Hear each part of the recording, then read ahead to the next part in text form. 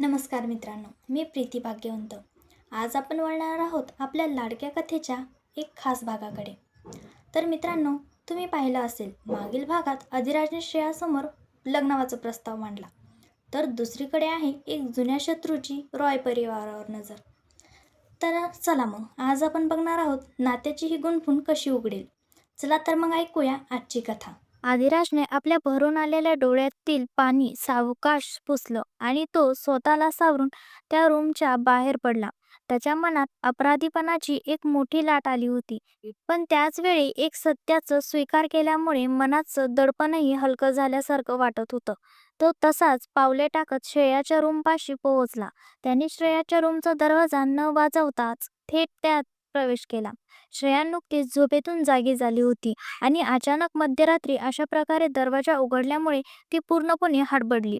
तिने घाबरून दरवाजाकडे पाहिले, जिथे आदिराज शून्यात नजर लावून उभा होता. पण त्याच क्षणी तिचं लक्ष शेजारी झोपलेल्या चिमुकल्या गोलूकडे गेलं. दरवाजा उघडण्याच्या आवाजामुळे गोलूची झोप थोडीशी मोड झाली होती आणि तो झोपेतून उठून काहीतरी पुटपुटत कुस बदलत होता. श्रेयाने आदिराजकडे पूर्णपणे दुर्लक्ष केलं, कारण तिच्यासाठी या क्षणी गोलूची झोप सर्वात महत्त्वाची होती.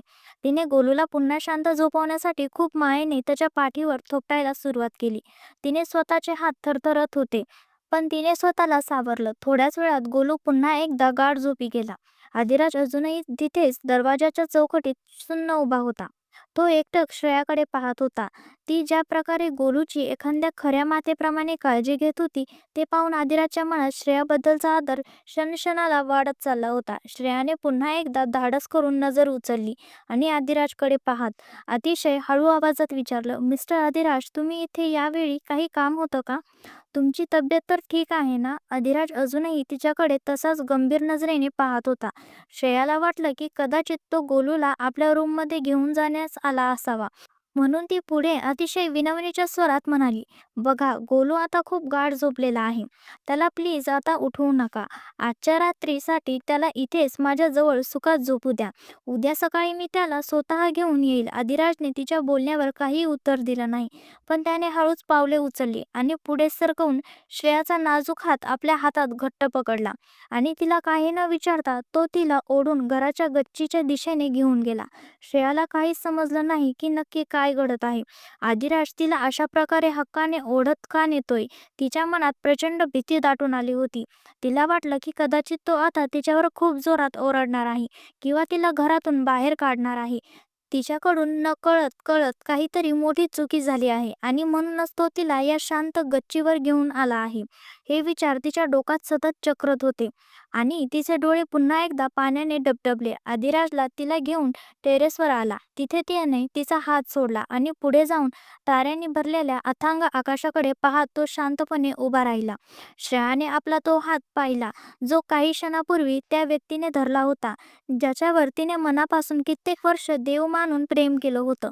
पण आता तो हात पुन्हा रिकामा झाला होता. तिने अधिराजच्या पाठीमोरे उभ्या असलेल्या भव्य आकृतीकडे पाहिले आणि अतिशय घाबरत विचारलं, "मिस्टर अधिराज, माझ्याकडून काही चुकी झाली आहे का? तुम्ही मला इथे असं या मध्यरात्री का घेऊन आला आहात? तुमच्या मनात काय चाललंय सांगा ना." तिच्या आवाजातील तो ओलावा आणि भीती अधिराजला त्याच्या अंतरात्मेला जाणवत होती. त्याने ताऱ्यांकडे पाहतच खूप गंभीर आवाजात विचारलं, "श्रेया, मला तू एक गोष्ट विचारायची आहे आणि मला आज ते खरं खरं उत्तर हवं आहे. तू मला खरं सांगशील का?" श्रेया अजूनही घाबरली. तिचा श्वास रोखला आणि ती चाचत म्हणाली, "काय नक्की काय झालं आहे विचारायचं आहे." तुम्हाला अधिराज तिच्याकडे वळत त्याचे डोळे लाल झाले होते. त्याने तिच्या डोळ्यात आपल्या डोळ्यात घालून विचारलं, "तुला या गोलूशी इतकं जास्त ओढ का आहे? हे प्रेम जे दाखवतेस ते खरं गोलूसाठी आहे की फक्त माझ्या जवळ येण्यासाठी तू हे नातं जोडायचा प्रयत्न करतेस?" आदिराजकडून अशा प्रकारे प्रश्नाची तिला स्वप्नातही अपेक्षा नव्हती. तिच्या काळजात जणू कोणीतरी घाव घातला होता. तिच्या डोळ्यातील पाणी आता अश्रू बनून जोरात गालावर ओघळू लागले होते. तिने आदिराजकडे खूप किंवलतेने नजरेने पाहिलं आणि ती हुदके देत म्हणाली, "नाही मिस्टर अधिराज, गोलूला मी मम्मीचं प्रेम तेव्हापासून दिलं आहे जेव्हा तुम्ही त्याच्या आयुष्यात अस्तित्वात सुद्धा नव्हतात. जेव्हा तुम्ही आम्हाला सोडून गेला होतात, तेव्हा मीच त्याला मम्मा होऊन सांभाळलं आहे. तुम्ही माझा आणि माझ्या निस्वार्थ प्रेमाचा खूप मोठा गैरसमज करून घेत आहात. माझ्यासाठी गोलू हा माझ्या पोटाच्या मुलासारखा आहे. तुम्ही मला काहीही बोलला, माझे कितीही अपमान करा, पण प्लीज माझ्या गोलूच्या प्रेमाला असा अपमान करू नका. अधिराजने अचानक पुढे होऊन तिच्या बाहू पकडला आणि तिला स्वतःकडे एक जोरात झटक्यात खेचलं. तिला आपल्या हृदयाच्या इतक्या जवळ आणलं की तिचे डोळे थेट त्याच्या डोळ्यांना भिडले. अधिराजच्या श्वासांचा स्पर्श तिच्या गालावर जाणवत होता. अधिराजचा आवाज आता बदलला होता. तो म्हणाला, "मग लग्न करशील माझ्याशी? मी तुला विचारतोय श्रेया, माझ्याशी लग्न करशील का? तू माझ्यावर प्रेम करतेस ना? मग ते जगासमोर सांगत का नाहीस? तुझ्या मनातलं हे दुःख तुझ्या डोळ्यातून का उंगळतंय? तू स्वतःला इतका त्रास का करून घेतेस श्रेया?" हे ऐकून खूप मोठा धक्का बसला. तिच्या पायाखालची जमीन सरकली. तिला वाटलं हा सुद्धा तिच्या स्वप्नातील एखादा सुंदर भास असावा. ती काहीच बोलू शकली नाही, फक्त हुदके देऊन रडत राहिली. आणि शेवटी तिने स्वतः संकोच सोडून अधिराजच्या रुंद छातीवर डोके ठेवत स्वतःला पूर्णपणे त्याच्या स्वाधीन केले. आज अधिराजनेही तिला लांब ढकलले नाही, उलट त्यानेही आपले मजबूत हात तिच्या नाजूक कमरेभोवती गुंफले आणि तिला मायेत मिठीत घेतलं. अधिराज हळू आवाजात म्हणाला, "कसं शक्य आहे हे श्रेया? तू इतकं अफाट प्रेम करतेस आणि एकदाही स्वतःहून माझ्यासमोर बोलली नाहीस. स्वतःच्या मनात किती वेदनेचा डोंगर घेऊन फिरतेस तू." श्रेया उतके देत म्हणाली, "कोणत्या हक्काने बोलणार होते मी तुम्हाला? नेहमी स्वतःला भैरवीच्या आठवणीच्या पिंजऱ्यात बंद करून घेतलं होतं तुम्ही. मला तुमच्या आसपासही येऊ देत नव्हतात. मग मी कशी बोलणार?" अधिराजने तिला हळूवार स्वतःपासून थोडं दूर केलं.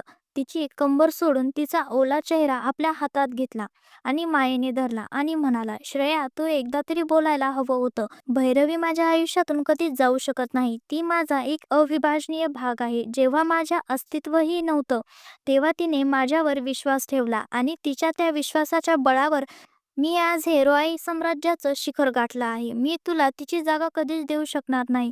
हे तू कायम लक्षात ठेव आणि हे सत्य तुला स्वीकारावे लागेल." श्रेयाने त्याचं बोलणं मध्येच तोडलं आणि ती आत्मविश्वासाने म्हणाली, "मला तिची जागा नकोच आहे.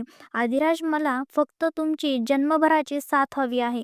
मी माझी स्वतःची एक वेगळी जागा तुमच्या आयुष्यात आणि या हृदयात निर्माण करेल. मला कोणाची जागा हिसकावून मोठी व्हायची हौस नाहीये." तिचं हे निरागस आणि सत्य बोलणं ऐकल्यावर अधिराजला भैरवी आणि त्याच्या दोन्ही भावांनी श्रेयाबद्दल जे सांगितलं होतं ते सर्व आठवलं. त्याने हलकं स्मित केलं आणि श्रेयाचं कपाळ अतिशय प्रेमाने किस केलं. जो स्पर्श श्रेयाच्या आत्मेला भिडला, ज्या क्षणी तिने वर्षानुवर्ष डोळ्यात प्राण आणून वाट पाहिली होती, तो क्षण आज प्रत्यक्षात तिच्या समोर होता. काही क्षणासाठी तिने संपूर्ण जगाचं भान हरवलं. तिला फक्त अधिराजचा तो उबदार सहवास अनुभवायचा होता. तिच्या हृदयाचे वाढलेले ठोके अधिराजला तिच्या मनाची साक्ष देत होते. थोड्या वेळात त्या एकांतात क्षणाचा आनंद घेण्यासाठी दोघेही शांतपणे खाली आले. अधिराज आणि श्रेया जेव्हा रूममध्ये परतले, तेव्हा गोलू अर्धवट उघडलेल्या डोळ्यांनी त्या दोघांकडे पाहिलं. तो झोपेतून उठून बसला आणि धावत जाऊन अधिराजच्या पायांना घट्ट बिलगला. अधिराजने त्याला प्रेमाने कडेवर उचललं आणि आपल्या खांद्यावर झोपून हळूवार थोपटायला सुरुवात केली. गोलू झोपेतच लाडात येऊन पुटपुटला, "डॅडी, मला खूप निन्नी येत आहे. मला झोपवा ना." अधिराज म्हणाला, "मग चल बाळा, आपण आपल्या रूममध्ये जाऊया. तुला हवी तशी झोप येईल." पण गोलू हट्टाला पेटला होता. तो म्हणाला, "नाही, मला आज श्रेया मम्माकडे झोपायचं आहे. त्या मला मम्मासारखे गोड अंगाई आणि लोरी ऐकवतात आणि मला किस सुद्धा करतात." अधिराजची नजर श्रेयावर पडली आणि श्रेयाने लाजून आपली नजर खाली वळवली. मग तिने गोलूला अधिराजकडून स्वतःकडे घेतलं आणि म्हणाली, "तुम्ही जाऊन विश्रांती घ्या, मी याला सांभाळते." अधिराजने हसून मान हलवली आणि तो तिथून बाहेर पडला. जाताना त्याने एकदा वळून त्या दोघांकडे पाहिलं आणि मग स्वतःच्या रूमकडे निघून गेला. श्रेयाने गोलूला पुन्हा बेडवर झोपवलं आणि स्वतःही त्याच्या शेजारी सुखाची झोप घेतली. इकडे आकाशच्या रूममध्ये रात्रीचे 2 वाजले होते. आरवी रडायला लागली होती म्हणून आराध्याची झोप उघडली. तिने आरवीला कडेवर घेतलं आणि शांत करण्याचा प्रयत्न केला, पण आरवी काही केल्या गप्प होत नव्हती. तिच्या रडण्याच्या आवाजामुळे आकाशलाही जाग आली. तो डचकून उठला आणि म्हणाला, "काय झालं आराध्या? ही छोटी आरवी इतकी का रडते?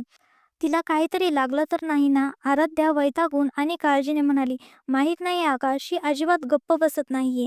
मी दूध देण्याचा प्रयत्न केला, पण ती दूधही पित नाहीये. मला तर काही सुचत नाहीये, नक्की काय करावं?" आकाश बेडवरून उठला आणि त्याने आराध्याच्या हातातून आरवीला स्वतःकडे घेतलं. त्याने तिला आपल्या खंबीर छातीशी लावलं आणि तिच्या डोक्यावरून मायेने हात फिरवू लागला. आराध्या थक्क होऊन आकाशकडे पाहत होती. आकाश रॉय, जो संपूर्ण शहराचा बिझनेस किंग होता, तो आता एक जबाबदार बापाची भूमिका किती सहजपणे निभावत होता.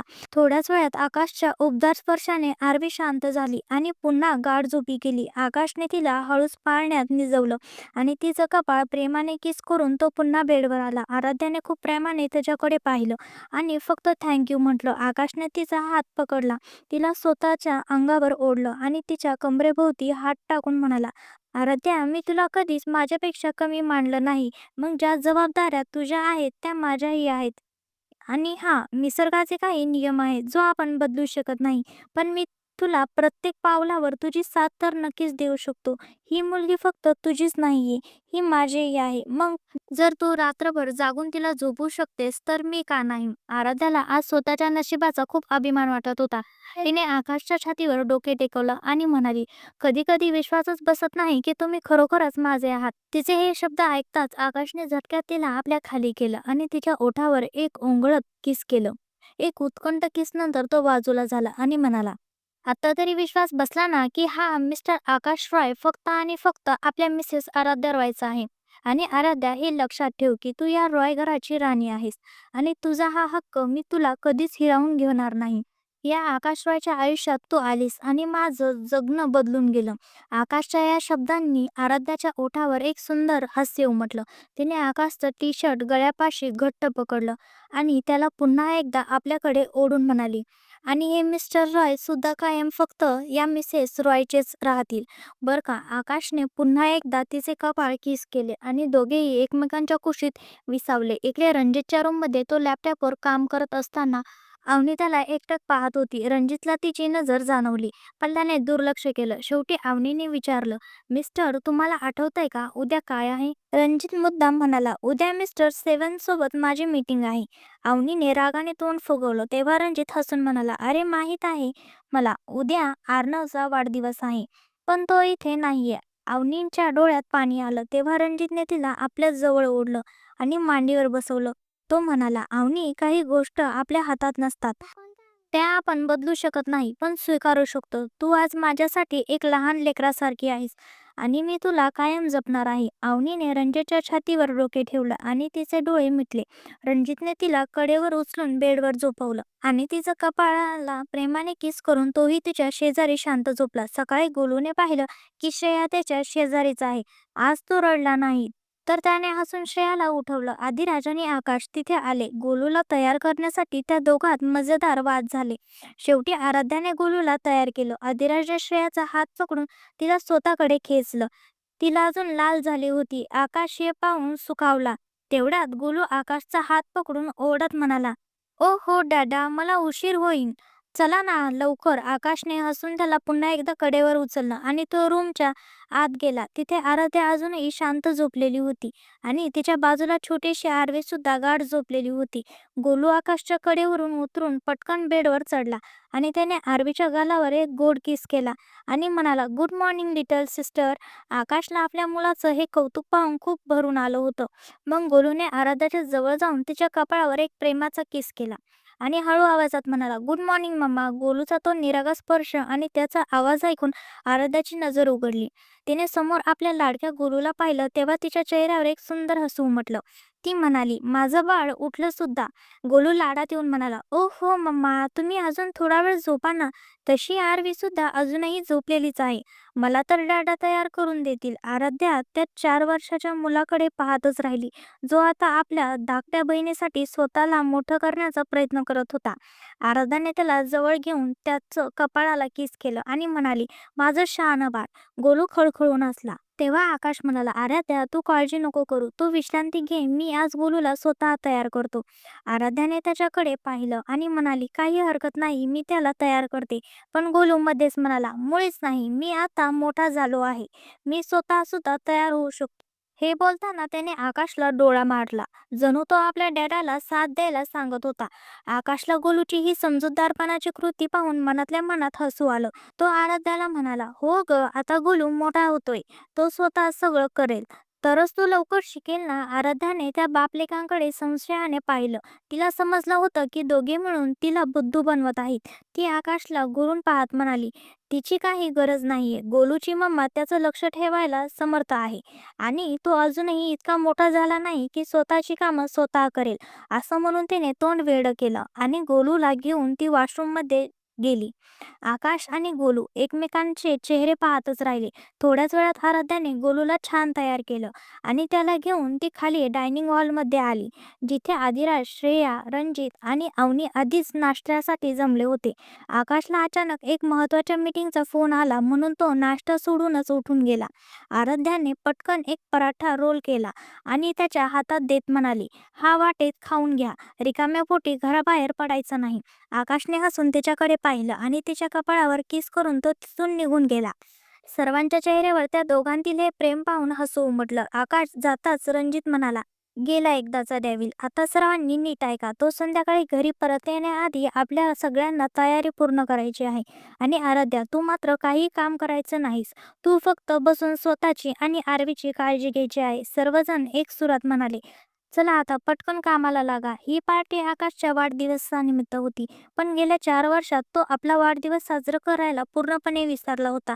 जेव्हा त्याला समजलं होतं की आदिराज त्याला सोडून गेला आहे, तेव्हा तो मनातून पूर्णपणे तुटला होता. त्याला स्वतःचा आनंद वाटू लागला नव्हता आणि तेव्हापासून त्याने आनंद साजरा करणं सोडलं होतं. त्याने स्वतःला फक्त कामात आणि गोलूच्या संगोपनात गुंतून घेतलं होतं. सर्वांनी त्याला त्या मानसिक धक्क्यातून बाहेर काढण्याचे खूप प्रयत्न केले होते. पण म्हणतात ना, एकदा कास तुटली की ती कितीही साधली तरी त्याचे वर्ण राहताच. आकाशची अवस्थाही तशीच होती. पण आज सगळं बदललं होतं. आदिराज सुखरूप परत आला होता आणि हे सगळं आदिराजच्या सांगण्यावरूनच घडलं होतं. सर्वांना आता सगळं सामान्य करायचं होतं. पण भविष्यात काय वाढून लावलं होतं याची कोणालाच कल्पना नव्हती. दुपारची वेळ. गोलू शाळेच्या गेटवर उभा राहून कोणाची तरी घ्यायला येण्याची वाट पाहत होता. तो आपल्या मोठ्या डोळ्यांनी इकडे तिकडे पाहत होता आणि काही अंतरावर उभा असलेला एक अज्ञात माणूस त्याच्याकडे एकटक पाहत होता. त्या माणसाने अचानक आपली पावले गोलूच्या दिशेने टाकायला सुरुवात केली आणि गोलू या धोक्यापासून पूर्णपणे अनजाण होता. हा तोच माणूस होता जो त्या दिवशी मॉलमध्ये सुद्धा दिसत होता. इकडे ऑफिसमध्ये आकाशच्या कॅबिनचा दरवाजा एक माणसाने वाजवला. आकाशने आत येण्यास सांगितल्यावर तो माणूस म्हणाला, बॉस, तो इथेच आहे, मुंबईत. आणि हे ऐकताच आकाशची लॅपटॉपवर चालणारी बोटे एक क्षण थांबली. त्याने मान वर करून पाहिलं त्या माणसाकडे आणि गंभीर आवाजात विचारलं, काही गडबड तर नाही ना? तो माणूस म्हणाला, आतापर्यंत तर काही नाही, पण आता रिस्क घेऊ शकत नाही. आकाशने विचार केला आणि म्हणाला, त्यावर बारीक नजर ठेवा. काहीही संशयास्पद वाटला तर मला लगेचच सांगा. तो माणूस तिथून निघून गेल्यावर आकाशने खुर्चीवर डोकं टेकवलं आणि डोळे मिटून स्वतःला बजावलं की आता पुन्हा काही चुकीचं घडणार नाही. मी कोणालाही काही होऊ देणार नाही. त्याने ठरवलं की आता घरातील प्रत्येकासाठी तो बॉडीगार्डची नेमणूक करेल, कारण आता तो आपल्या कुटुंबातील एकाही व्यक्तीला गमावणं सहन करू शकत नव्हता. त्या अज्ञात माणसाने गोलूच्या दिशेने पाऊल टाकलं खरं, पण तो त्यापर्यंत पोहोचण्याआधीच गोलूच्या समोर एक कार येऊन थांबली, ज्यात श्रेया बाहेर पडली. श्रेयाला पाहताच गोलूच्या चेहऱ्यावर हसू उमटलं आणि तो धावत जाऊन तिच्या पायांना बिलगला आणि लाडात म्हणाला, ओफो मम्मा, तुम्ही यायला किती उशीर केला. श्रेयाने त्याला प्रेमाने कडेवर उचललं आणि म्हणाली, सॉरी बाळा, इथून पुढे मी कायम वेळेवर येत जाईल. गोलू खुश झाला. श्रेयाने त्याला कारमध्ये बसवलं आणि गाडी घरच्याऐवजी आदिराजच्या कॅफेकडे वळवली. गोलूने आश्चर्याने विचारलं, मम्मा, आपण घरी नाही जात का? श्रेया हसून म्हणाली, नाही, आपण तुझ्या डॅडाच्या कॅफेत जातो आहे. हे ऐकून गोलू आनंदाने उड्या मारू लागला आणि तिकडे तो अज्ञात माणूस श्रेयाची कार दिसेनाशी होईपर्यंत तिथेच उभा राहून पाहत राहिला. त्याने एक दीर्घ श्वास घेतला आणि तो तिथून निघून गेला. थोड्याच वेळात श्रेया आणि गोलू आदिराजच्या कॅफेवर पोहोचले. गोलू धावतच आत गेला. श्रेयाही हसत त्याच्या मागे गेली. इकडे रॉय हाऊसमध्ये आकाश घरी आला आणि सरळ आपल्या रूममध्ये गेला.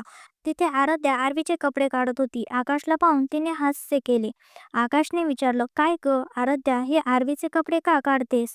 आराध्या आरवीकडे पाहत मायेने म्हणाली, कारण आरवीची मम्मा आता तिच्या या छोट्याशा परीची छान तेलाने मालिश करणार आहे. आराध्याचं हे बोलणं ऐकून आरवी सुद्धा आपले हातपाय हलवून प्रतिसाद देऊ लागली. आकाश हे दृश्य पाहून मनापासून सुखवला. आराध्याने आरवीची मालिश सुरू केली आणि आकाश तिच्या शेजारी बसून त्या दोघींकडे कौतुकाने पाहत राहिला.